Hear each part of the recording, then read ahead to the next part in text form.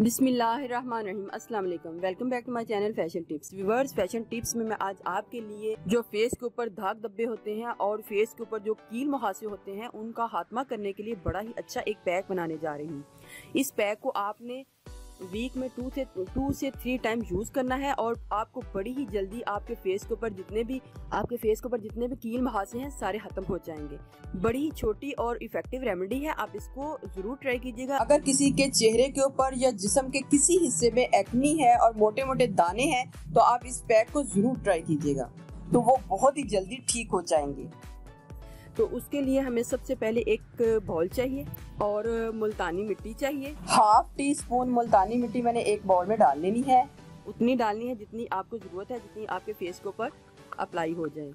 और इसके अलावा हमें बेकिंग सोडा चाहिए और एक चुटकी आपने बेकिंग सोडा इसके बीच में डाल देना है।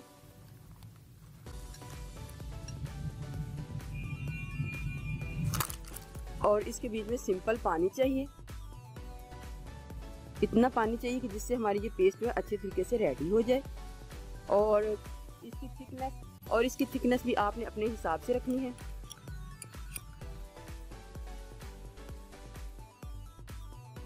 बड़ी ही जल्दी आपके फेस को कील मुहासे हैं तो वो खत्म हो जाएंगे। आपने ब्रश की मदद से या हाथ की मदद से जिधर आपके दाने होंगे आपने इस तरीके से अपने फेस के ऊपर इसको अप्लाई कर लेना है।